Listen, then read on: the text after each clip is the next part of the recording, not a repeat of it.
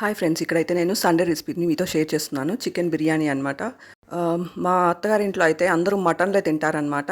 కానీ ఇక్కడ మేము మా ఫైనాన్షియల్ స్టేటస్‌తో మేము చికెన్ తెచ్చుకుంటాం. మటన్ ఎప్పుడు తెచ్చుకోము.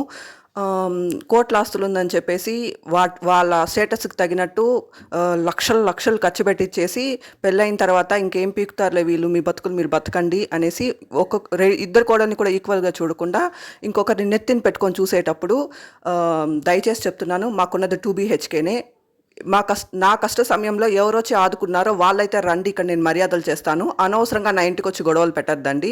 మా పేరెంట్స్ దగ్గర ఖర్చు పెట్టిచ్చేసిన జీతాలంతా కూడా తీసేసుకొని నన్ను చూడట్లేదు. ఇంకొక కోడలికి మాత్రం అన్ని శ్రీమంతాలు కూడా బాగా ఘనంగా మంచి హోటల్లో జరిపించారు. పెద్ద పెద్ద హారాలేశారు. ఇలా చేసేటప్పుడు వాళ్ళ దగ్గరికే వెళ్ళండి.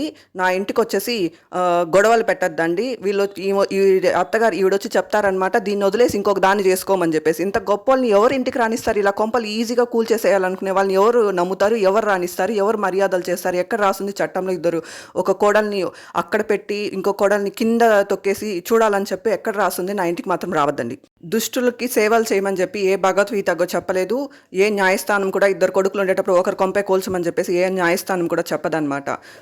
వీళ్ళకి ఎలాంటి వ్యక్తిత్వం అంటే మెత్తటి కూర ఒక కోడలకు పెడతారనమాట, ఎముకలు మాత్రం ఏరి ఇంకొక కోడలకు పెడతారనమాట. అలాంటి మెంటాలిటీ అనమాట వీళ్ళు ఓన్ కూడా కాదు, తాత ముత్తాతల ఆస్తిని వీళ్ళు ఇంత ఘోరంగా ఇన్ని రకాలుగా చూస్తారనమాట కోడల్ని కూడా. మీరందరూ బాగా అనుభవిస్తూ నాకు జీవితమే లేకుండా చేశారు. కనీసం నా కొంపకొచ్చి ఉన్న మనశ్శాంతిని కూడా పోగొట్టకండి. దయచేసి మీకు రోషం ఉంటే రావద్దండి. ఎందుకు ఇలా మాట్లాడుతుంది అనుకుంటున్నారా? నేను 9th మంత్ ప్రెగ్నెంట్లో ఉండేటప్పుడు హాస్పిటల్లో కొన్ని థింగ్స్ కావాలని అడిగితే కొడుకు దగ్గర బరబరా లాగించేసి బయట తోసేస్తారనమాట. అంత అంత క్రూరమైన మనుషులు. ఇలాంటి మనుషులకు దూరంగానే ఎవరైనా ఉండాలనుకుంటారు కదా.